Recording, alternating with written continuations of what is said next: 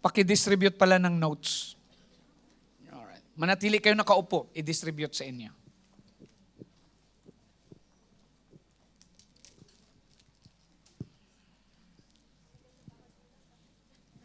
Talagang nakakagulat mga kapatid, hindi ko inaasahan na ako ang tatayo sa harap niyo. Hallelujah. Salamat din kay Pastor Dodgy, kay Sister Nancy at saka sa mga leader sa vote of confidence na binilagay nila sa akin na akong humarap sa araw na ito mga kapatid. Sa inyo din, dahil sa pagmamahal nyo na makinig sa akin today. Praise God. October 2023, isang Saturday na October 2023, naghahanda na kami, kakain na kami yung pamilya namin, no? Sabi ko, o sige, maganda na tayo, kakain tayo, bibili muna ako ng drinks. Sa tapat ng bahay namin ay merong hawkers at saka may paborito doon si Sister Joy na drinks. So bababain ko lang yon at aakyat na ako at kakain na talaga kami mga kapatid. Pagbaba ko, umaambon-ambon mga kapatid. Mga dito at saka sa dulo, may nakita akong mama na naka-wheelchair siya na putol yung kalahating paa niya. So parang naawa ko sa mama dahil nahirapan siyang magtulak ng wheelchair tapos umuulan pa. So nilapitan ko siya mga kapatid at sabi ko, akala ko yung nasa loob ng nakaupo sa wheelchair ay asawa niya. Yung pala mga gamit niya. Sabi ko, sir, where you stay, I'm going to bring you to your house. Tapos sabi niya sa akin, I want to go to polyclinic. Yung polyclinic, mga kapatid, siguro mula rito sa atin hanggang doon sa Bukit Mira. At ganun kalayo. So hindi ko rin makausap sila, Brother Bong, na mauna na kayo kasi may tutulungan muna ako rito. So nagmamadali ako mga kapatid, dinala ko siya doon, yung wheelchair, no? Hindi ko naman yung papali pa rin yun kasi nakakaawa naman yung matanda. Basta nagmamadali ako, dinala ko siya doon, tapos sabi niya, can you bring me to second floor? Hinatid ko siya doon mga kapatid. So sabi ko, ano na kaya nangyari sa bahay? Nahanap na kaya nila ako? Paghatid ko sa kanya mga kapatid, ayan, saka ako, naging Speedy Gonzales, talagang tinakbo ko pauwi. At tinanong nila ako, sabi nila, ano nangyari sa'yo? Bibili ka lang ng drinks, ang tagal-tagal mo na. Praise God. Ganun pala mga kapatid, kapag may care ka sa kapwa mo, maliit na bagay ay nakikita mo. Totoo ba mga kapatid? Palakpakan natin ang Panginoon. Hallelujah. Hinihiling ko si Pastor Dodgy na ipanalangin ang ating teaching sa araw na ito. Thank you, Jesus. So, Lord. Saan, Lord God, matuto kami, Panginoon, at lalabas na may kaalaman Yes, mo, Diyos, Lord kung God. paano mag-alaga, Panginoon, lalo na sa mga kapatiran, sa mga baguhan, Panginoon, na kapapasok lang sa iyong kaharian. Yes, Lord, Lord. anoint Sister Miles. Thank you, Jesus. Hallelujah. Patuloy ka mangusap sa bawat isa sa amin, Lord. Hinantin namin ng tagumpay, in Jesus' name. Amen. Praise God. So alam nyo na yung topic natin mga kapatid ha. Hindi porkit ako ang nagturo, magaling ako mag-care. Palpak na ako mga kapatid eh. Puro reklamo rin sa akin si brother at si Sister Joy. Praise God. So ito na. Learning to care. Tama ba yung gagamitin kong Tagalog? Matutuhan ang pagmamalasakit. Agree ba kayo dyan mga kapatid? Caring. Ano ba ang lahat tungkol dito? So alam niyo nang ibig sabihin ng caring, pag tiningnan niyo sa dictionary, pangangalaga, pagmamalasakit. Hindi ba mga kapatid? Ano ba ang kailangan nating ma-achieve sa program na ito? Ating makakamtan sa program na ito o sa teaching na ito kasi lesson 1 to 4 ito mga kapatid. Madaragdagan ng kaalaman natin sa pagmamalasakit Kristiyano. Bibigyan ito pala ay mahalaga mga kapatid. I-review natin ang iba't ibang antas kung saan ang pagmamalasakit ay kinakailangan o ating magagamit. Malalaman din natin yung basic skill. Kung may skill sa pagluluto, may skill sa pagpapatawa, may skill paano humingi ng pera sa lola, meron ding skill sa yung pangunahing abilidad na kailangan nating matutunan kung paano natin maisasagawa ang pagmamalasakit. So sasabihin nyo sa akin, alam ko na yan, Sister Miles, madali lang naman mag-care. Nagkikare ako sa magulang ko, sa kapatid ko, sa kapatiran, sa mga tagalabas, binibigyan ko sila ng food, binibigyan ko sila ng pera. Sa church, nagbibigay ako ng Purple Heart, love offering, pinagpipray ko sila. Eh di kung ganyan ka, very good. Di wow, mga kapatid, mapapabilis ang ating pagpunta sa langit, hindi ba? Palakpakan nyo ang sarili nyo. Pero sabi ng ating lesson mga kapatid, tuturuan tayo how to become a more caring Christian.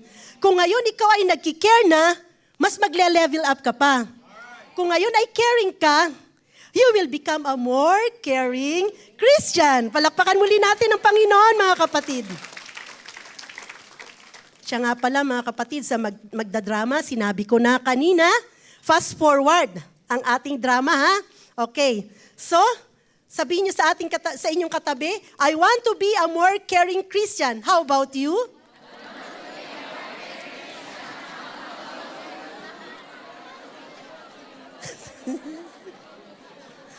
Imagine natin mga kapatid, ang lahat naman siguro ay nangangarap na ang kanilang iglesia ay huwaran.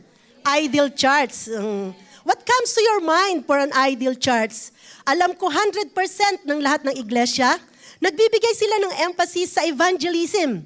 Kasi after all, yan naman ang sinabi ng ating Panginoong Jesus nung siya ay bago umakyat sa langit, na kayo'y humayo, gawin ninyong alagad ang mga tao sa lahat ng bansa. Yan ang nakasulat mga kapatid sa Matthew 28, verse 18 to 19.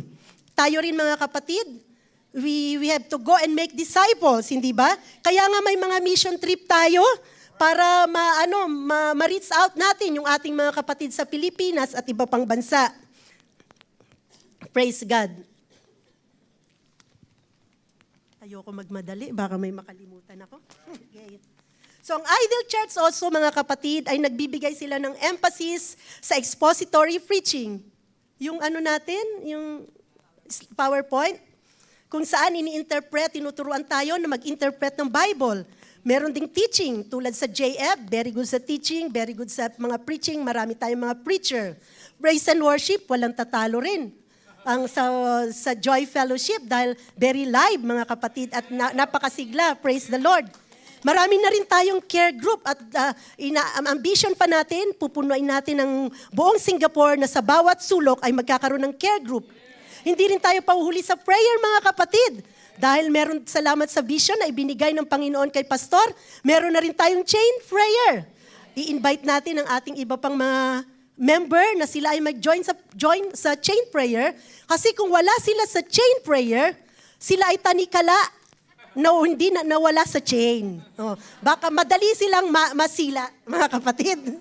Fasting, katatapos din ng ating fasting, mga kapatid. So, we can say that JF also can be said that is an ideal church. Amen, mga kapatid? So, is there something missing? Tulad nga ng isang pamilya na kung saan yung mga tatay, busy-busy sa paghahanap buhay, upang may makain ng pamilya. Aalis ng maaga, pagbalik, gabi na, tulog na ang mga anak, ang asawa, tulog na rin, naghihilik na. Hindi na nakukumusta kung may problema ba kayo, kumusta ka sa eskwelahan, anong ginagawa nyo? So the household is starving emotionally, mga kapatid. Ganito rin sa iglesia. Sa sobrang busyness, sa dami ng ministry, mga kapatid, busy-busy ang leader, ang member, nakakalimutan na. Dumating ang member, maya-maya umalis na, hindi na nakumusta. Sa amin ding mga kapatiran, huwag naman kayong aalis ng maaga. Kasi pag aalis kayo ng maaga, hindi complete ang blessing nyo. Kailangan mag-response kayo sa preaching, at mag-altar call kayo, that's the full blessing, mga kapatid. So, yan na aming reminder lang sa inyo. So, maaring ang isang district, ang gagaling talaga nila, ang galing nila sa evangelism, lahat ng ginagawa nila, nagvo-volunteer sila, marami silang mga ginagawa, Pero sa sobrang busyness nga, maraming bagay ang nakakalimutan, yung bagay sa emotional. So, what is missing? The importance of caring for one another.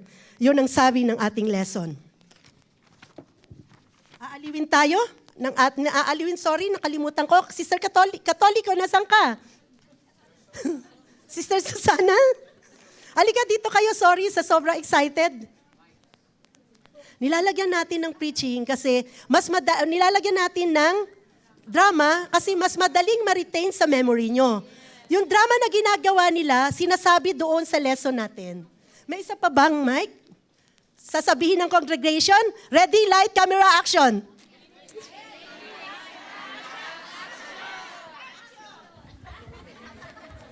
Ang Fast ganda forward. ng preaching, ano? Nakarelate ako. Saan banda doon? Saan banda, Sis Carrie?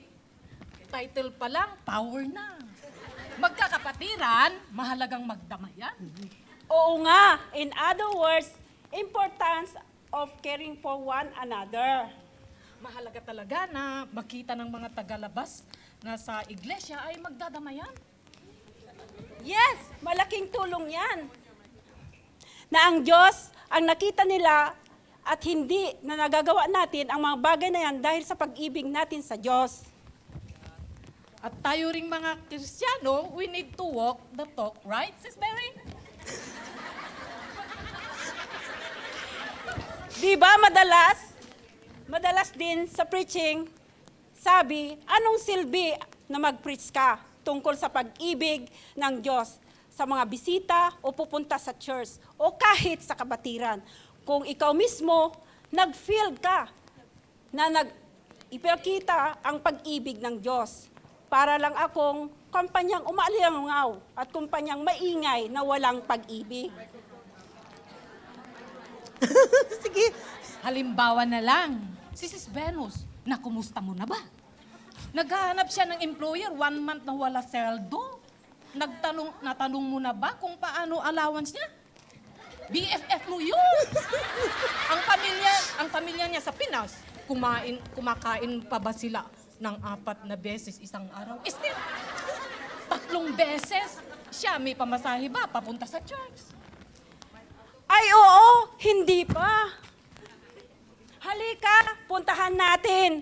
Puntahan natin siya at kumustahin. We need to walk the talk.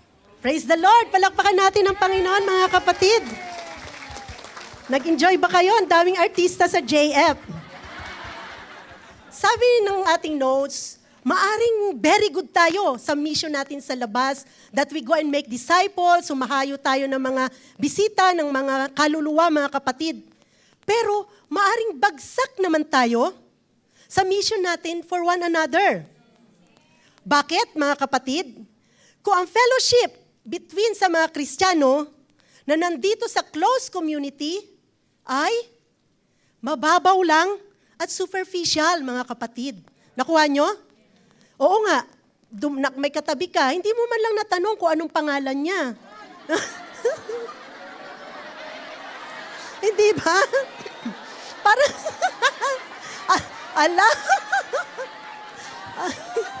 ala, parang guilty ang lahat. Parang guilty ang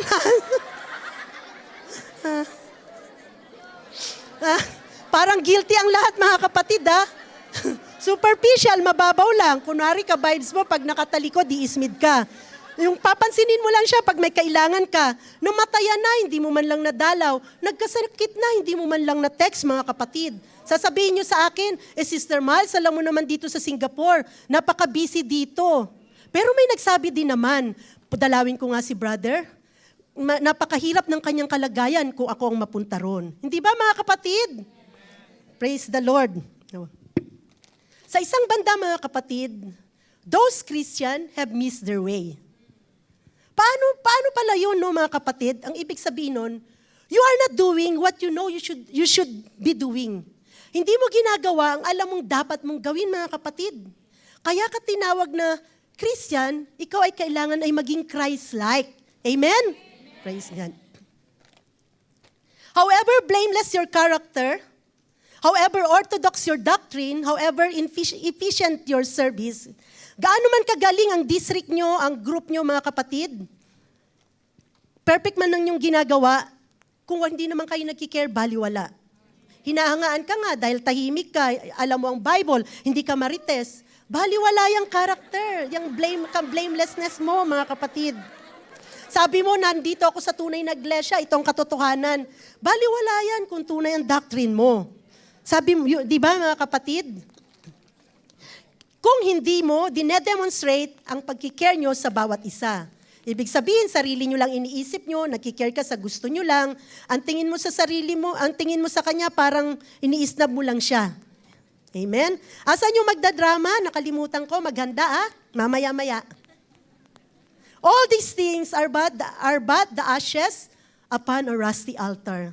Pag sinabi nating ashes, mga kapatid, signifies to ng, symbols to ng hypocrisy. Pwede rin uselessness, ugliness. Yung rusty altar, kinakalawang na. Dahil yun na lang palagi ang ino-offer mo sa Diyos, mga kapatid. Pupunta ka rito sa church para ano? Para maging honest ka sa Diyos, hindi ba, mga kapatid? Kung pumunta ka rito sa church at hindi tayo honest sa Lord, hypocrisy ang tawag doon. Puro tayo pala plastic. Ako rin, huwag kayong mag-alala. Halimbawa, galit ka sa ka-brother, sa ka-sister, sabi mo, nakakainis talaga to si brother, si sister. Naku, kung wala lang ako sa church, papalampasin ko na lang. Pero paglabas mo, naalala mo pa rin nakakagalit talaga yung ginawa niya. Yun ang ibig sabihin na you are offering ashes in the rusty altar, mga kapatid. So you have to rebuild your altar, mga kapatid. Ayan ang scripture, napakaliwanag na sinasabi at ini-ignore natin, mga kapatid. Anong sabi sa 1 Corinthians chapter 12, verse 25? Magmalasakitan ang bawat bahagi sa isa't isa. Sa Romans chapter 12, verse 13, kinukuha ko na lang yung kailangan ko sabihin, share with the Lord's people who are in need. Kaya lang minsan, deadma tayo, mga kapatid. Sabi nyo, sa amin pa lang, kulang na. Nagbigay na ako dati, hindi na muna ngayon. Hindi ba? Gipit ako. Remember Macedonian giving, mga kapatid? They give generosity out of poverty. Amen. Praise God. Bakit tayo magbibigay ng emphasis sa caring? Bakit tayo magbibigay ng emphasis sa caring?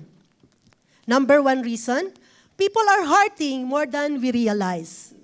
Marami silang problema, maraming pain na nararamdaman, emotional pain, mga kapatid. Hindi natin napagtanto. Akala lang natin, iilan-ilan lang ang may pain dito sa iglesia. Yung pala, madami lang sila. Akala natin okay lang, no? Pero marami palang hurting. Kahit tayo mga Kristiyano, nandito tayo sa service, nag-worship, minsan wala tayong kamalay-malay na may mga emotional wounds pala that surround us. Yung katabi mo pala, bibigay na. She need a shoulder to cry on. Someone need a brotherly hug. Pero hindi natin napapansin, mga kapatid. Ano yung mga causes ng hurt? Sometimes hindi obvious. Bakit? Hindi siya emo. Hindi ba, mga kapatid? Tawa lang siya ng tawa, magaling siya magdala ng problema. O kaya, pag maybe in other case, maybe quite dramatic or even tragic. Naglulupasay na, nag-hysterical na, ang bigat ng dinadala, mga kapatid, dahil iniwan ng baby love niya, mga kapatid. Tragic, kasi yung kanyang baha, inanod yung bahay ng baha, mga kapatid. Sa sobrang sakit, hindi ba, mga kapatid? Are you in this stage right now? Ba, mukhang lahat masaya. Saan na sila Pamela, maganda rito? Sa lesson na learning to care, malalaman natin ang mga pangyayari na nagdala ng pain at hurt na kailangan nating i-treat with care, o yung iba naman with tender, loving care. Asan na sila, Brother Danilo? Asan na kayo? Ay.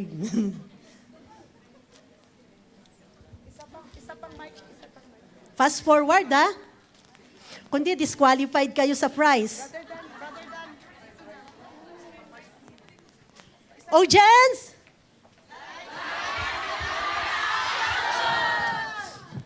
Dito ka tayo. Tayo kayo para makita kayo sa YouTube. Okay? Dali. Nakanervyos pala. Sa oras na ito, ating matutunghayan ang isang kalunos-lunos. Hindi naman kalunos-lunos. Na sitwasyon. Pakinggan natin ang pangyayaring kinaharap ni Keith at Pat. Ang kapatid ni Keith at sister-in-law na si Peter at Wendy ay nag-holiday kung saan nagkaroon ng trahedya sa buhay nila na nagdulot ng malaking pagkagimbal sa buong pamilya. Minabuti ni Wendy at Peter na iksian na lang ang holiday kasi masama ang panahon. habang naglalakad sila para mag-almusal, may tumawag sa kanila. At sila ay pinatay. Ito ay nagdulot Hindi ng sila yun. kalungkutan Kamag-anak. at nangangailangan ng pagkalinga. Kumustahin natin sila. 6 na araw namin silang hinahanap. Hindi namin sila matagpuan. Matagal na naming hinahanap sa lahat iba-ibang hospital. Hindi na kami mapakali hanggat hindi sila makikita at umaasang sila ay buhay pa.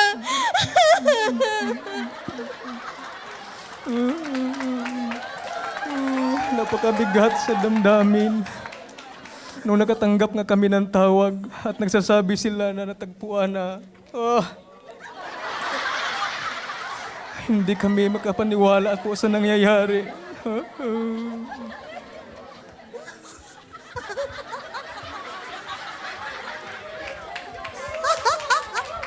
Ano ba yan? Pinatawa tayo ng mga hurting.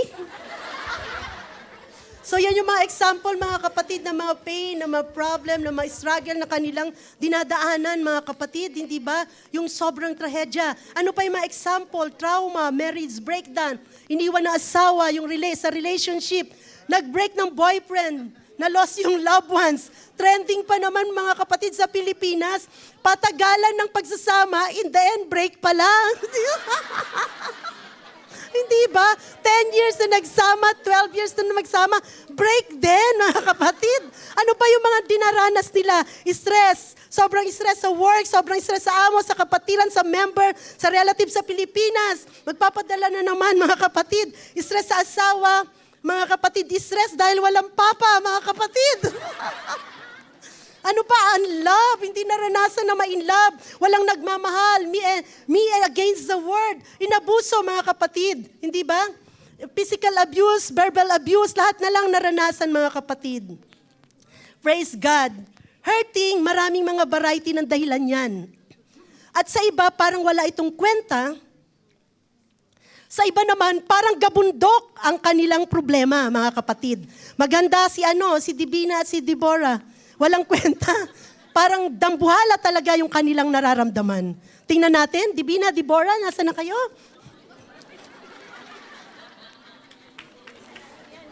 Kasi doon sa Learning to Care, sinasabi to ng nagsasalita lang. Ngayon, inak natin para ma-retain, kahit man lang yung ginagawa nila, ma-retain sa inyo. Jens? Sis Deborah, hindi ko na nakikita si Hannah sa church 3 weeks ago na. Nakakasad nga sis, nakita ko siya sa mall, kinausap ko bakit hindi na siya nagsisimba. Sabi nga, babalik na lang daw siya sa dati niyang church. Ha? Sa iglesia ni Winner? Kala ko ba natagpuan na niya ang katotohanan sa church natin? What to do, sabi niya, nasaktan daw siya. Walang bumabati sa kanya sa church, parang hindi siya nakikita. Na-hurt talaga siya sis. Kanya-kanya daw friendship sa church. Sila-sila ang Totoo ba yun? beso-beso. Hay, buti ka pa sis Deborah. Dati naranasan mo na rin Ay, na yan. oo, masaklap pa dyan. Center ako ng mga marites sa church. Pero wala yan sa akin. Hindi ko na yan pinapansin. Ang problema ko ngayon, gabundok. Ha? Hindi ka na nakaahon ha? Ano na naman yan? Telepon bill ko, pagkain ko, SSS ko, PhilHealth ko, tuition ng anak ko, allowance mula sa Pilipinas, pambayad ng konto ko, St. Peter ko. Yan ang mga worry ko ngayon. Hay! Gabundok nga! Hindi ka na natuto, sis Deborah. Buti pa ako, love life ko lang. Bebe love ko.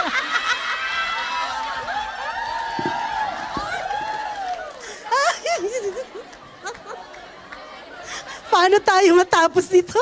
Paano tayo? Sabi ng certain John Smith, bilang Kristiyano, nai-stress tayo sa pinagsisikapan natin na gumawa ng marami at very active tayo sa maraming areas. Active, marami na tayong problema, minsan problema ng iba, pinoproblema natin mga kapatid. Hallelujah. Daming problema sa araw-araw, sa labas ng iglesia. Sabi ng isa, buti pa sa church, pagkasimba ko, alis na ako. At least, wala akong problema. Pero remember mga kapatid, every Sunday, pumupunta tayo sa church. May posibilidad na ang kinakamayan mo, sabi mo pa, Duterte? Bibigay na pala na hindi mo nalalaman. Mga kapatid, nawalan ng trabaho, hindi mo man lang naipag-pray. May dinadalang health problem, hindi mo man lang nakausap. Pasan niya ang daigdig. Bakit hindi natin alam mga kapatid na may dinadala sila? Karamihan sa kanila ay karamihan sa atin, hindi tayo magaling sa pag-ispat, yung mak-check natin. Ang mga sign na pinapahiwatig ng mga tao, ng mga kapatiran na sasaktan. Bakit? Meron ba kayong device na nakaka-detect ng emotion? May EQ radio ba kayo? Visual sensor? Audio sensor? Radar sensor? Wala tayo nun na tutututut. O may umiiyak doon, pupuntahan ko. Tutututut. May crying baby doon. Di ba mga kapatid? Wala tayo nun. Yung level ba ng discerning spirit natin mataas? Hindi lahat mga kapatid. Lalo na nasa cloud 9 ka dahil sinagot ka na ng nililigawan mo. At saka, masabi natin, ay yung compassion, magaling dyan. Sa pagbasa ng body language, the best ang compassion sa 7 motivational gift. Paano yung compassionate na kapatid natin ay hindi pa siya level up, hindi pa siya masyadong matured, hindi niya rin yan nakikita mga kapatid. So we need to level up mga kapatid, maging sensitive tayo, very crucial yan, dahil linggo-linggo nagkikita tayo. So another reason why caring is important mga kapatid, maganda si Richie and Blessy. It's a command of Jesus Christ. Inutos to sa atin ng ating Panginoon. Wala nang dapat pang pag-usapan, mga kapatid. Oh, Jens?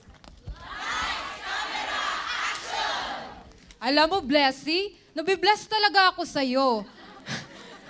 Hindi lang sa loob, alam mo, Blessy, nabibless talaga ako sa'yo. Naobserbahan kita. Napakamatulungin mo. Hindi lang sa loob ng iglesia. Kahit sa labas, pag magkasama tayo, tumutulong ka.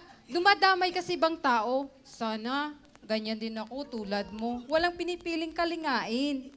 Sis Richie, magagawa mo yan, lalo na rich kayo. Pero ang motivation ko, kaya ako nagki-care, hindi lamang sa mga kapatiran, kundi lalo na sa unbeliever. Yan ang gusto ng Panginoong Hesus na gawin natin. Utos niya yan, to love one another as He loves us and He cares for us. So kailangan natin gawin yan as part of our service to Him. Ayaw nga. Pag nagawa natin yan, marami tayong madadalang bisita sa church na kung saan madadama nila, natanggap sila at may nagmamahal. Oo naman, at huwag kang maging choosy ha. Kahit hindi lovable, go invite mo. Kahit member sila ng LGBTQ, invite natin sila. We have to receive those people. Yeah, I know. Lovable man o unlovable, huggable man or unhuggable, dahil madungis sila, love ko na sila. Lord, forgive us. Yes, Lord. Minsan, minamaliit namin kakayahan mo. Hindi namin ini-invite ang mataas sa amin. Pag nakita namin professional, nahiya kami. Pag mayaman, iniisip namin na baka isnabin kami. Pag ibang lahi, yan local na bahala. Pag sobrang tanda na, feeling namin mahirap na, wala ng pag-asa. Forgive us, Lord. Amen, Lord. Palakpakan natin ang Panginoon, mga kapatid. Bakit ang caring, mga kapatid, is a very challenge? Sapagkat hindi lahat ng Kristiyano ay madaling mahalin, mga kapatid. Merong difficult, mahirap i-please, laging sila ang tama. Merong demanding, mahirap i-deal. Hindi tumatanggap na opinion ng iba. Ipipilit nila yung gusto nila. They don't value your opinion. Hindi mo sila makontrol, mga kapatid. Meron namang obnoxious, annoying, disgusting, may pagka-rude, mga kapatid. Kahit sa member o leader, may mga ganyan, mga kapatid. Kaya nga nauso ang special child, hindi ba? We need to handle with care. Pero ang good news, mga kapatid, everyone of us is special in the sight of God. So we have to grow like Jesus. Palakpakan natin ang Panginoon. Sa lahat ng ating mga kinakaharap, pinilit ng ating Panginoong Yesus na sinabi na we should love one another. Isang bagong utos ang ibibigay ko sa inyo, magmahalan kayo. Sabihin mo sa katabi mo, sis, brother, magmahalan tayo.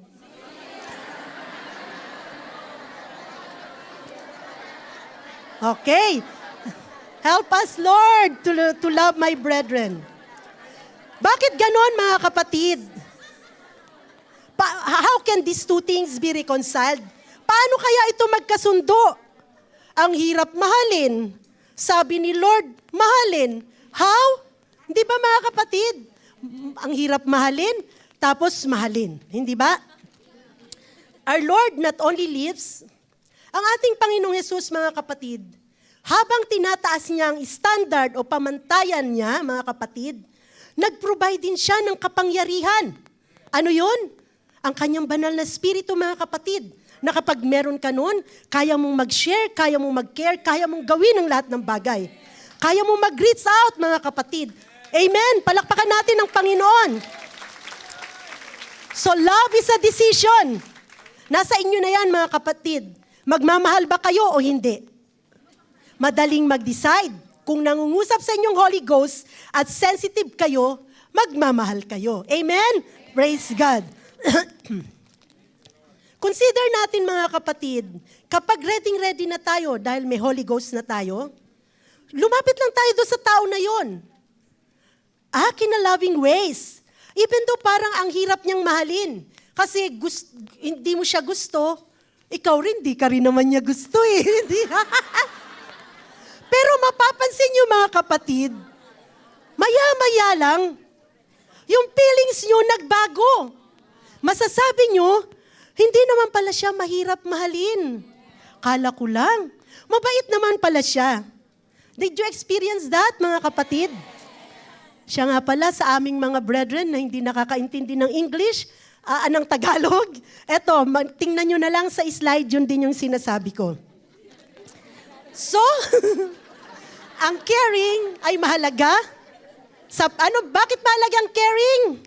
Sapagkat people are hurting more than we realize.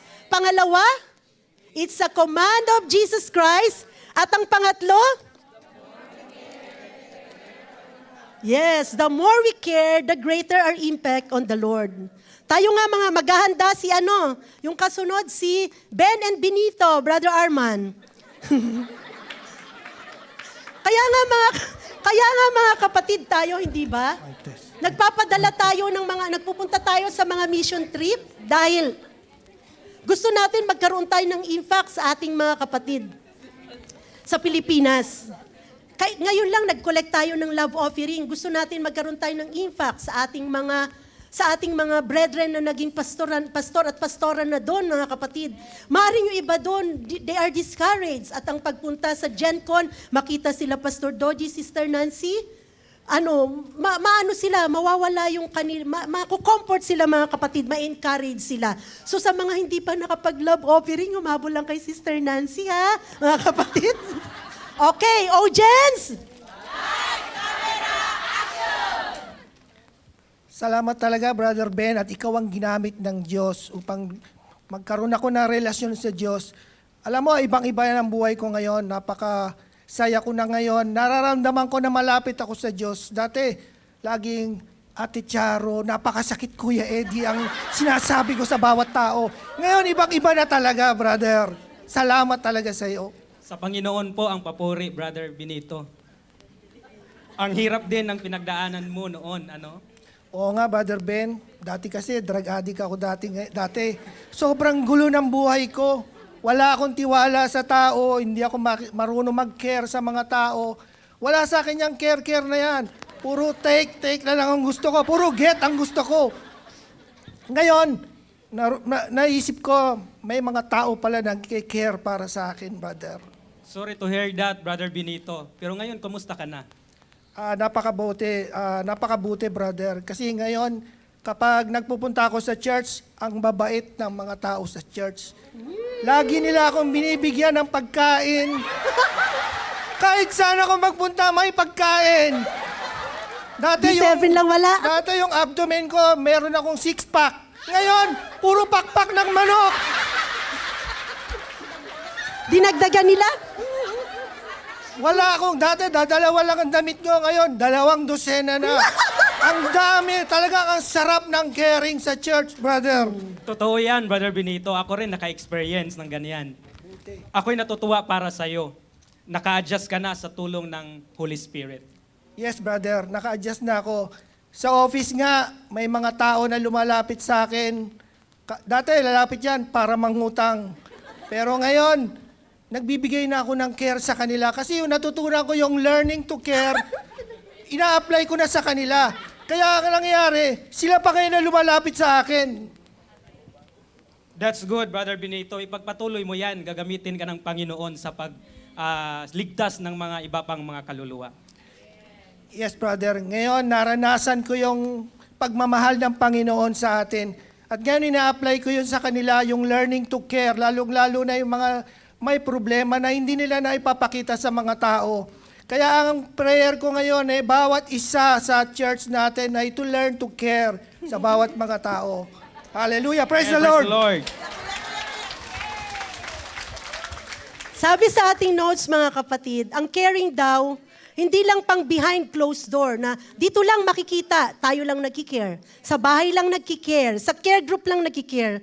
Kailangan yung effect nito, makikita rin sa labas, mga kapatid.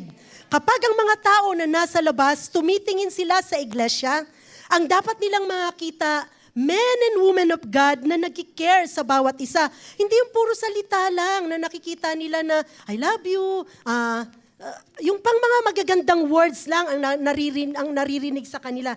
Kailangan, mga kapatid, ilalagay sa gawa, mga kapatid.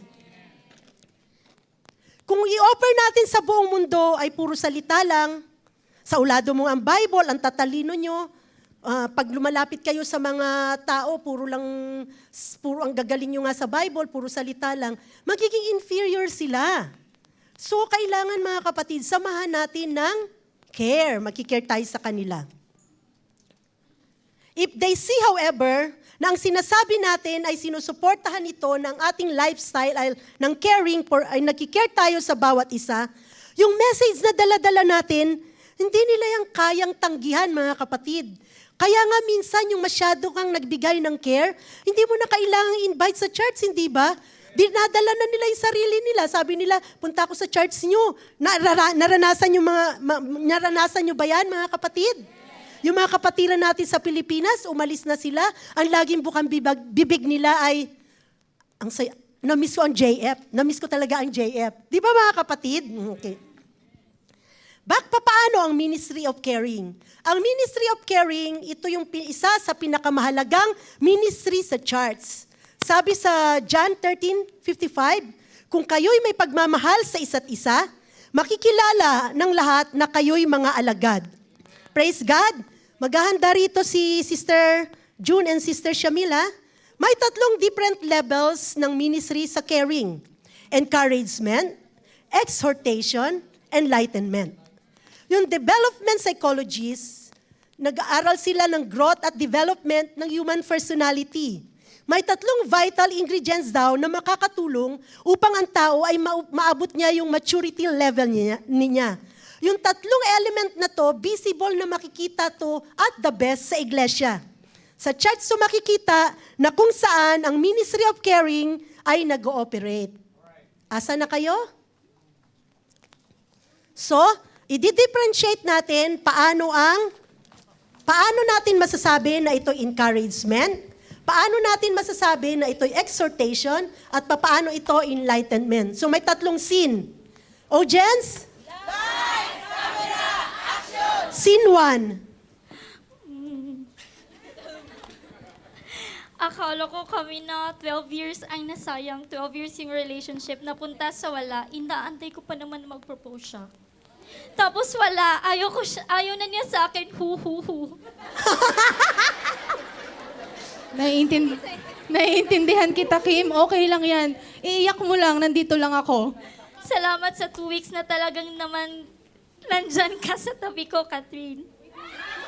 No, part 2 na yung scene 2 na yun. Andito lang ako. So yun yung ulit scene po. 1. Wala po kasing light camera action. Okay. Oh, yun ang scene 1, mga kapatid. Nandiyan ka lang sa tabi niya, dadamayan mo siya, sasamahan, makikinig ka lang sa kanya. Encouragement. Scene 2,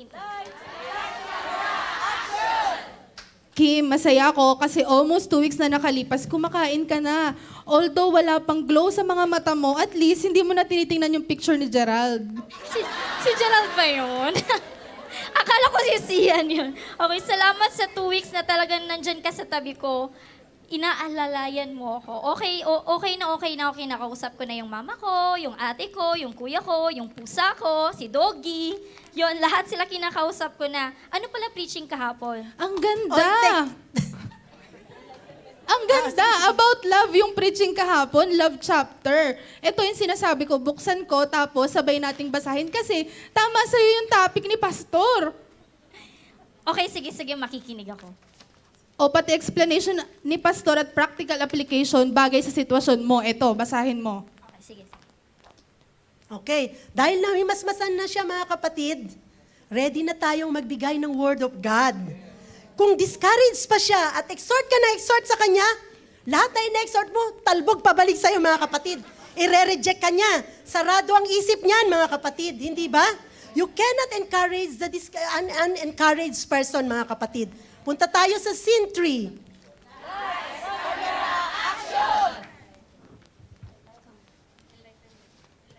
Okay, enlightenment. Hinintay pa nila? Wow, Kim! Nagbabasa ka na ng Bible, naka-move on ka na agad after 2 months. That's good! Salamat talaga, Catherine. Pinagtsatsagaan mo ko. Binabasahan mo ako ng Bible. at pinapaunawa mo ang ibig sabihin. Sinamahan mo talaga ako. At alam mo, Catherine, hindi na pala end of the world. Kung naghiwalay man kami ni Gerald or ni Sian, Dami mo palang hiniwalayan. nagbago ang pag-iisip ko. Kakabasa natin ng Word of God, naliwanagan talaga ako. At ito pala ang gusto ng Diyos para sa akin. Hindi ako gagawa ng desisyon. At mula sa araw na ito, hindi ko tatanungin ang Word of God. Hindi ako mag-iisip ng hindi maganda. Kasi sa harapan ng Diyos, hindi niya ako papabayaan. At totoong na-enlightened ako. Thank you, Catherine. Thank you, Lord. So nabuksan ang kaunawaan niya, nagliwanag mga kapatid, hindi ba? Thank you. So yan yung third level mga kapatid, enlightenment, ano? May technique dyan. Gawin natin, dapat ma-achieve natin na yung pag-iisip ng Diyos, maging pag-iisip niya mga kapatid, maliwanagan siya na ito palang iniisip ng Diyos para sa akin. Na makikita niya yung kaibahan ng pag-iisip ng Diyos sa pag-iisip ng tao, mga kapatid. So, naunawaan nyo? Palakpakan nyo ang sarili nyo, mga kapatid. So far, enjoy yata kayo, mga kapatid. Okay. Next, anong sabi doon? Ayan yung nakalagay dyan. Sinabi na natin sa Tagalog, nandito yung English. Paano mag-care mga kapatid? Saan nagsisimula yung caring na to? So magsisimula sa encouragement. Hindi tayo magiging effective sa ibang level ng caring kung itong encouragement ay hindi natin malalaman mga kapatid. So what is the ministry of encouragement? Nakalagay dyan is the support we communicate, yung tulad nga ng sinabi, puro nagsasalita, hindi ba? Nandyan lang sa tabi mga kapatid. Yan yon. Tutulungan natin sila upang makaalis sila sa difficult situation na kanilang hinaharap. Amen? So encouragement involved coming alongside someone to support them. Nandiyan ka lang sa tabi niya mga kapatid. Hindi ka mawawala. Handa natin yung video nila Brother Joshua, nandiyan na ba? Nabibless ako dito kila Brother Joshua Akala ko i-re-record lang nila. Pumunta pa talaga sila sa island of Tuwas yata yun para mag...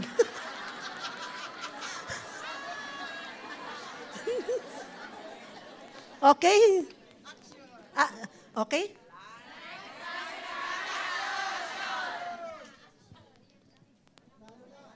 Walang Dalawang linggo pa namin kami sa church. Meron ba akong magagawa o matutulong? Okay naman po ako, Pastor. Mari pa tayo magkakapaka. Ganda ng panawin dito sa amin. Okay po, Pastor. Naintindihan ko ang mga pinagdadaanan mo. Ang mga struggle mo sa buhay. Alam kong hindi madali yun. Opo nga po, Pastor. Nabibless nga po ako sa mga taga-church. Sa mga kapatiran, they are absolutely marvelous to me. Kahanga-hanga sila sa maraming bagay. Pinakinggan nila ako, hindi nila ako inusgahan. Naunawaan nila, Pastor, yung mga luha ko, yung mga sakit na nararamdaman ko, yung mga pagdurusa ko sa panahon ngayon. Di ko naramdaman nag-iisa ako, Pastor. Ang mag-alala.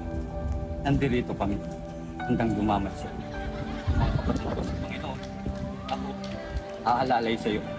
Higit sa lahat, ating Diyos, ang nakunawa at magbigay sa iyo ng lahat. But really, Pastor, para akong may isang sakong bigas na buhat-buhat na biglang nawala. Binuhat mo na, Pastor. Hindi na sayang isang sakong bigas. Huminga ka muna. Malalim.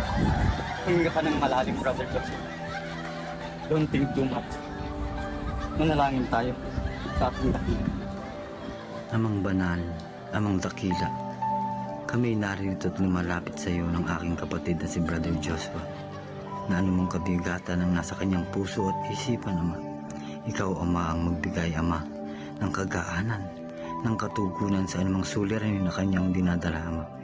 Ikaw, Ama, ang magbigay ng katatagan sa kanya, Ama, na patuloy, Ama, na maging matatag, maging matibay ang kanyang pananampalataya sa iyong pangalan, Ama. Ikaw ang nakakaalam ng lahat, Ama. Ikaw, Ama, ang patuloy na manguna sa kanyang buhay. Ito ang aming samot na langin, Ama, sa iyong dakila, banal at makapangyarihan mong pangalan, aming Panginoong Hesus. Amen.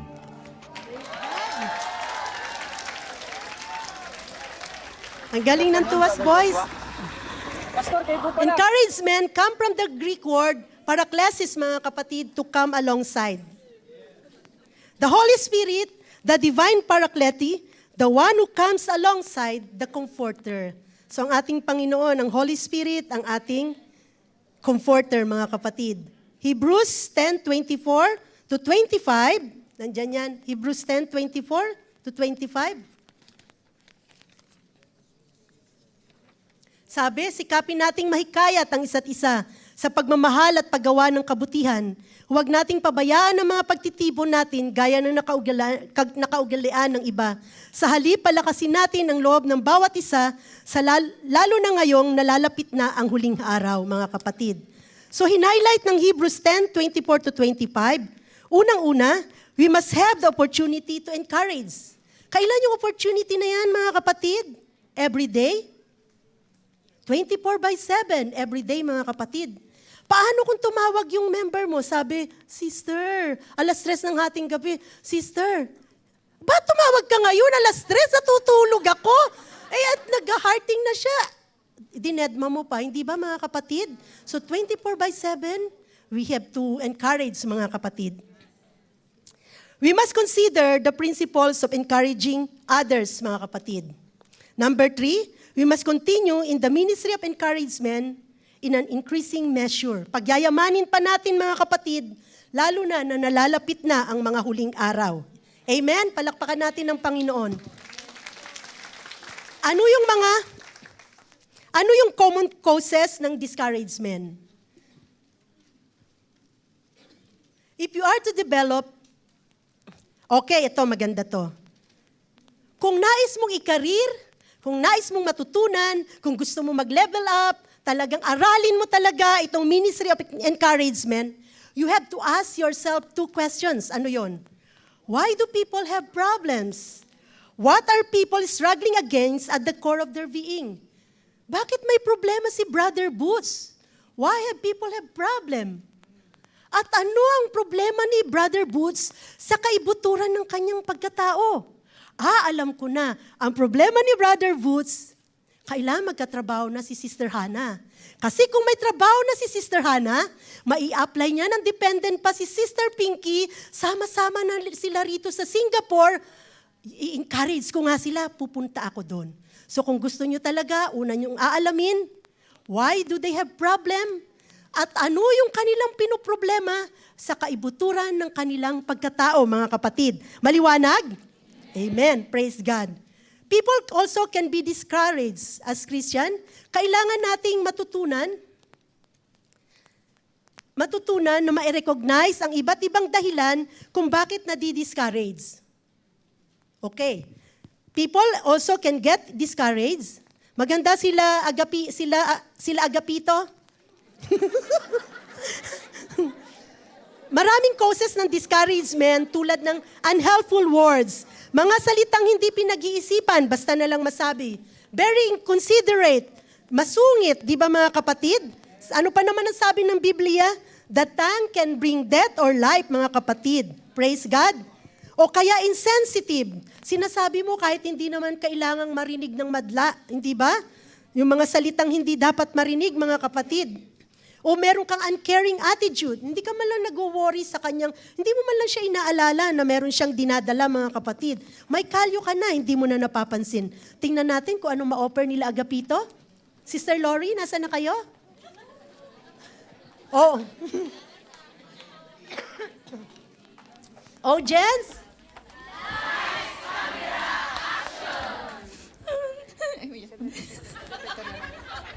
Alam ko si Pat.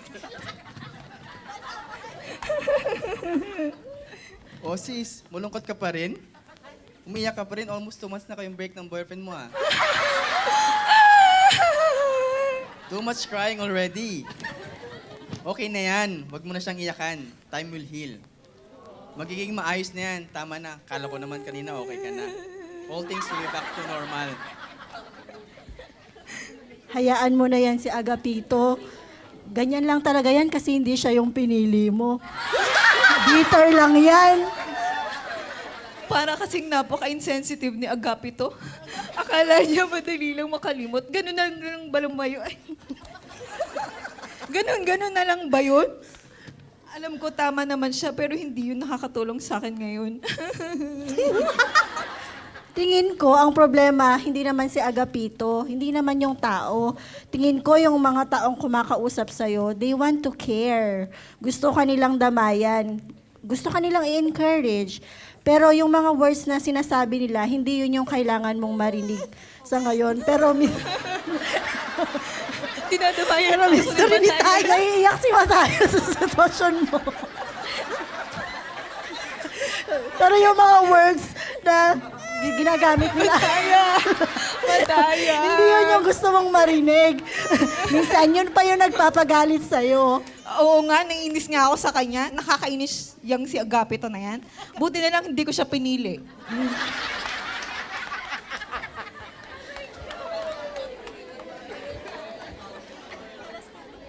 Praise God. Sobrang tawa nyo na. Hindi ko sinasadya. Why do people discourage, mga kapatid?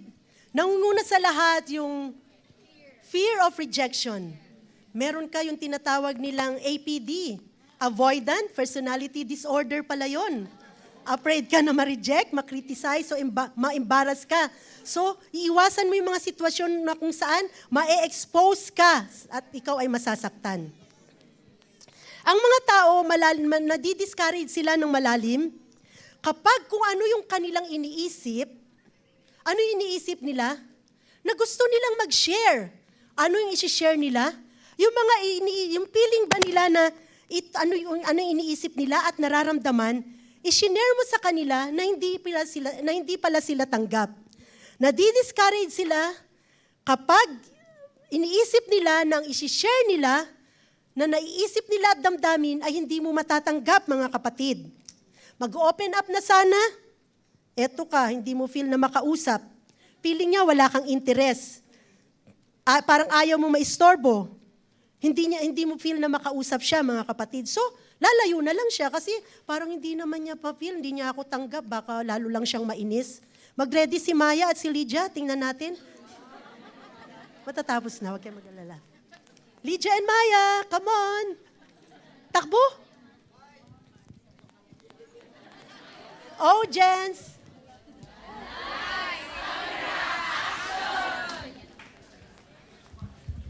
Hi, sis! Ano ba talaga? Bakit ka natatakot mula nung na-hurt ka at nasaktan ka at lumayo ka sa amin? Ayoko nang mag-open up ng problema ko sa marriage ko. Hindi naman nila naiintindihan ang pinagdadaanan at nararamdaman ko. Nasaktan lang ako nung last time na nagsabi ako sa kanila. Baka mamaya pag mag-open ulit ako, sabihin nila sa akin, paano yan pag malaman ni Pastor? na ako pa mismo ang makikipaghiwalay sa unbeliever kong asawa. Ano na naman ang sasabihin nila sa akin? Lydia, mas maganda nga ipaalam mo kay pastor, di ba? Si pastor nakakatulong sa iyo. Paano kung malaman ng mga magulang ko? Ayokong pati ang mga magulang ko ay madamay sa problema ko. Paano kung sabihin ko sa inyong lahat? Tapos kumalat na ito sa buong kongregasyon. Ayoko naman maging sentro ng usap-usapan at lalong-lalo na maiskandalo. Paano yun matatanggap ng iba? Ako pa na taga-church ang gustong makipaghiwalay? Lydia, you can open up. Huwag kang mag-isip in advance. Masasolve din yan ang problema mo. Yung takot mo, isip mo lang yan. Tutulungan ka ni pastor, di ba pastor? Lahat, best actress. Hindi malalaman ng parents mo kung ayaw mo muna sabihin sa kanila. We will see to it na hindi ito ipapaalam sa congregation. So masasolve yan ng maayos. Praise Diba, God. Pastor? Thank Praise you. God, mga kapatid. So, kailangan may acceptance, no? Tatanggapin niyo siya kung ano yung sabihin niya, mga kapatid. Okay. Ano yung human problems noon? Begin, Genesis 3. In the Garden of Eden, Adam and Eve enjoy unclouded communion with God and experience joyful acceptance. Maganda yung atmosphere, mga kapatid, ano? They are in perfect environment. Wala pang kasalanan. Very pure, mga kapatid. Next. Sin, however, brought chaos into their lives. Dahil sa kasalanan na ito, dahil kay taning mga kapatid na nagdulot ng kaguluhan sa kanila, umusbong ang iba't ibang klase ng problema, mga kapatid. Anxiety, fear, nagbalisa sila. Yung fear, yun yung first emotion na na-evolve, mga kapatid. Paano pinaliwanag ni Adan ang kanyang behavior na siya ay nagkaroon ng fear? Sabi niya, mga kapatid, I was afraid because I was naked. Natakot po ako nang marinig kong kayo'y nasa halamanan. Nagtago po ako sapagkat ako'y hubad. Hindi ba hubad naman talaga sila, hindi ba, mga kapatid? All the while na nagkasala sila ay hubad. Pero dahil ang ganda ng communion nila sa Panginoon, kinokoberan sila ng glory ng Diyos, mga kapatid. Nung sila ay nagkasala, nawala ang glory ng Panginoon, nalaman nila na sila pala ay hubad. Hindi angkop sa kanila na sila ay walang damit, mga kapatid. Nabuksan ang kanilang mga mata. At dyan nagsimula yung mga negative emotion. In the effort to avoid, sa pagsisikap na iwasan yung kinakaharap na problema, mga kapatid ni Adan, pinili ni Adan na magtago at doon nagsimula yung mga layers of protection. Takot siya na harapin ang fear niya, ang kanyang nakedness. Pag ginawa niya, anong ginawa niya para ma-overcome niya yon, mga kapatid? Nagtago siya. Nag-invento si Adan ng tinatawag natin ngayong parang defense mechanism. Yung parang layer of protection. Lalagyan mo ng protection ang sarili mo. Yon, mga kapatid. May fear siya na kailangan niyang harapin, pero natakot siya, mga kapatid. Mula sa araw na yon, yung mankind, nagsisearch sila ng way para mag-cover up. Yung malalim na mga feelings na unworthlessness, walang halaga, ka-insekuridad, yung mga pagiging pipiling nila, mababa sila, hindi sila importante, mga kapatid, na kung saan, dyan magaling ang mga tao, mga kapatid. Finding ways to protect themselves against the fear of exposure and rejection. Bawat isa sa atin ay may similar na fear, mga kapatid. Ayaw nating makita ng tao ang ating emotional nakedness. Sapagkat iniisip natin, hindi nila tayo tatanggapin, mga kapatid. What is emotional nakedness? Emotional nakedness is when you let down your guard and let people see and feel the real you. Yung i-open mo sa kanila kung ano ka talaga, kung ano yung nararamdaman mo, yung agad-agad na walang self-preservation. We try to protect ourselves sa mga ganyang vulnerability, yung mga kahinaan na ganyan, by layer of protection, mga kapatid. Ang layer is anything we pull around to avoid the possibility of rejection. Kumbaga parang shield mo yon, barrier mo, mga kapatid. Kumbaga yun yung defense mechanism mo. Tayong lahat, aware man tayo o hindi, meron tayo yung ganyang tinatawag na defense mechanism. Dinedepensa natin yan. Saan ang galing yan? Sa Garden of Eden, mga kapatid. Praise God. Wala ako sa notes ko. Palakpakan natin ang Panginoon, mga kapatid. Matatapos na tayo. A layer is anything we pull around us to avoid the possibility. So meron siyang 10 protective layers. Yung mga artista, punta na rito, pila. Last drama to, mga artista. Si Rosel, si Robert, si Charmaine, si Brian, si Jonah. Punta na kayo dito. Last drama to, ha? Kayong mga audience, kayo ang magigess based sa 10 protective layers. Kung ano yung layers na yan. Mamaya pa. Yung first muna, si Jonah. Ikaw, sister?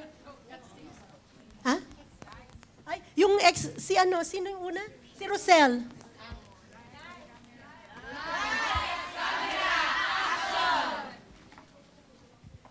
Excited talaga ako sa bagong ministry na binigay sa'yo. Biruin mo, ikaw pala yung bagong GS na napili ng DS natin. It's absolutely wonderful.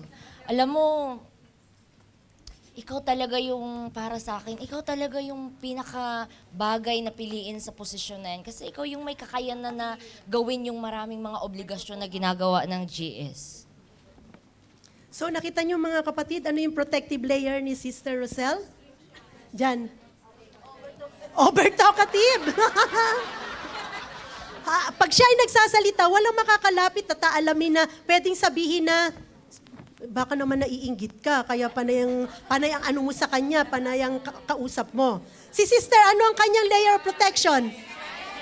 Sobrang pagka mahiyain, mga kapatid, naisip niya, kaysa magsalita pa siya, baka mamaya masaktan lang siya. Okay na yan, natahimik na lang siya. Very good. Next. Sino na yung next?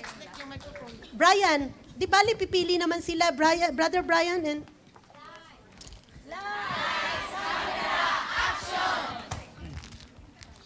Chef Brian, nakikita mo ba yung mga yan? Opo. Ayan ang mga guest natin, mga VIP yan. Okay. Kaya kinakailangan magluto ka ng masarap. Okay. Yung may sabaw, yung tinola. Tinola. Amoy pa lang ay papawaw na sila. Mapapawaw. At saka pag tinikman, sabaw pa lang, kinikilig na sila. Sige po. Kaya mo ba yun? Sige. Maraming salamat, Brother Lawrence, kasi pinagkatiwalaan mo ako magluto kahit hindi naman ako professional chef. Sandali lang po, ha? Okay, Brother Lawrence, pakitikman naman po. Titikman natin yan. Bango ah. Bango ah. Diba? May magic sarap yan. Ano ba namang luto yan? Kinilig po kayo, di ba? O sabi ko, nakakawaw, amoy Yes. pa lang. Tapos yung nakakakilig, pag tinikman nila, ay bakit Tinola. ganyan nangyari? Anong lasa? Ang nilagay niyo po kasi na instruction sa akin, nakakakilig, pag tinikman, nakakawaw, tapos sabi niyo, chicken tinola. Oh. Pero nandun sa ingredients po, may nakita akong suka sa ilalim. Ganun ba? So binuhusan ko konti. Kinilig kayo. Di ba? O sige, next time ayusin mo ha. Sige, palitan mo yan. Huwag mo na kayo umalis. Yung mga artista kasi, sa galing, dinadagdagan yung drama. Yung Brother Lawrence, halika rito. Si Brother Lawrence, anong sa kanya? Hindi. Ang sa kanya ay anger stuffing Kasi binago nila, pasensya na kayo. Anger stuffing na gusto niyang magalit kay Brian, hindi niya magawa, mga kapatid. So doon na lang niya binuhos, no? Si Brother Brian naman, si Brother Lawrence, blame shifting. Kasi, anong nangyari? Kasalanan niya eh. Pinalagyan niya ng suka. So naging adobo ba? Naging adobo. Naging sinigang. So, yung kasalanan niya, biniblame niya dito, mga kapatid. Hindi siya pahalata kasi kasalanan niya yun eh. Yun ang layer niya. Si Brother Brian naman, ano ang kanya? Anger stuffing. Tingnan natin ang ginagawa ng anger stuffing. Brother, alis ka na. Thank you. Okay. Anger stuffing. Brother Arnel, sagutin mo yung telepono mamaya, ha? Nako, hindi talaga naman, hindi nagre-ring. Hello? Brother Arnel, nakausap ko si Brother Lawrence. Nagkamali ako dun sa pinaluto sa church. Yung tinola naging sinigang. So ngayon, pag uwi ko, siguraduhin mo na bumili ka ng bawang, sibuyas, at maraming asukal. Okay? Pagtimpla mo ako ng kape, kasi simpleng instruction, hindi mo masunod. Ano yung sa kanya? Ano yung sa kanya? Blame shifting. Anger dumping, no?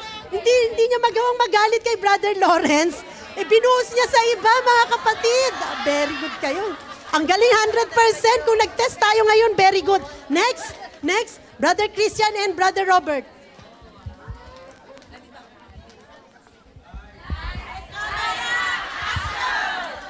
Uy, Brother Christian, andiyan ka pala. Hello. Alam mo, may balita ako sa'yo. Ano yun? Alam mo, pumunta ako sa Woodlands Water Park. Namingwit ako. Kahula akong laking isda. Uy, laki talaga, brother. Halos hindi ko mabuhat. Sobrang laki talaga. Di ba ikaw yung pinakamagaling na fisherman sa lugar ninyo? Ako, hindi naman po. Wala po akong skill na ganyan po. Ah, ganun ba? Alam mo, kung naandun ka, nahuli sana natin yun.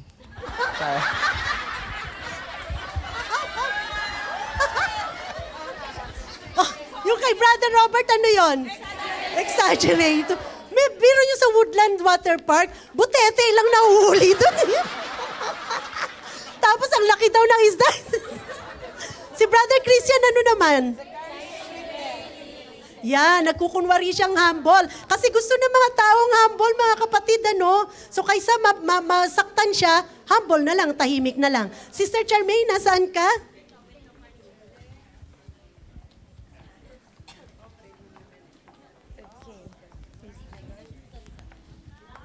Lights, camera, action. No, it's fine. Wala ka namang sinabing masama sa akin, so okay lang ako. Tama lang yung sinabi mo, I understand. It's okay. Okay lang talaga ako. Ano yun siya? Saccharin's witness. No? Okay, very good. Ang galing nyo mag-identify. Saan si Sir Jonah?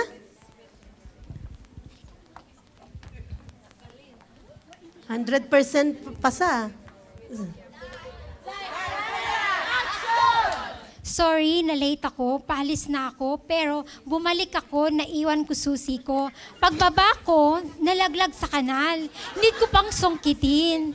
Pagsakay ko ng bus, pag-under niya, may tumawid na pagong. Inantay pa namin. Pagpunta kong MRT, merong nag-away sa loob. Nag-stop ako, nakimarites, baka kasi kapatiran. Nung nandito na ako, nakalimutan ko ako pala magdala ng drinks. Kaya sorry na late ako. Tapos na ba ang devotion? So ano yung ano ni sis? Excuses, mga kapatid. Diyan tayo magaling lahat, hindi ba mga kapatid? Anong wala dyan? Pag nagpapanggap kang hindi ikaw, nagro-role-playing ka, mga kapatid. Hindi ba? Palakpakan natin ang Panginoon. Praise God. Natapos tayo. Akala ko, abutin tayo na 6:00, mga kapatid. Sobrang tense ko. So mag-review tayo. Sandali lang. Tingnan natin yung nasa, ano sabi? Ano ang isa sa pinakamahalagang ministry sa church? Caring. Ano pang nakalagay dyan? Example ng mga, ano kalagay yung kasunod? Sis, yung slide? Actually, nandiyan sa notes nyo eh. Okay. Hindi, sa dulo na, yung review.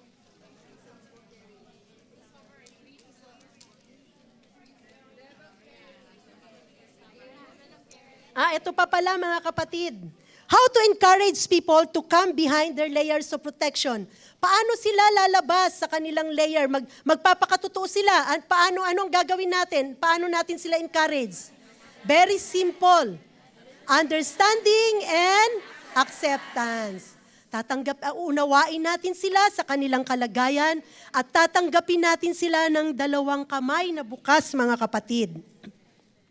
Isa pang palatandaan dito, no one will ever make themselves vulnerable. Walang papayag na sila ay ma-expose, mga kapatid, sa kanilang kahinaan. No one will share their deepest hearts or feeling. Walang mag-share ng kanilang nararamdaman na napakasakit. Ano ang solusyon natin, mga kapatid? Unless they can be sure that the one to whom they are talking will not reject them. Mag-open up lang sila kapag sila hindi mo i-reject, mga kapatid. Without understanding and without acceptance, therefore, really can be no encouragement, mga kapatid. Amen? So paano nag-ooperate yung 3 levels ng caring? Encouragement, anong gagawin? Magso-support ka lang, sasamahan mo lang, nandyan ka. Exhortation, i-influence mo yung behavior mo hanggang makapag-open ka na ng Word of God. Enlightenment, magbabago na yung kanyang pag-iisip. Yung pag-iisip ng Diyos, maging pag-iisip niya na. Keys to caring, mga kapatid. Ang caring magsisimula sa encouragement. Hindi mo kayang mag-encourage kung isang tao ay unencouraged. Understanding, ipakita natin na unawaan natin sila. Acceptance, talagang i-demonstrate natin na tanggap natin sila. The more we learn to accept people as they are, the more we learn to understand them, the better we will be at Christian caring. How to become more an encouraging person? See you sa lesson 2. Praise God! Palakpakan natin ang Panginoon. Tumayo tayo. Hallelujah! Hallelujah! Salamat, Panginoon. Praise God. Hallelujah! Hallelujah! Praise God. Maraming salamat, Mr. Miles. Minister Miles.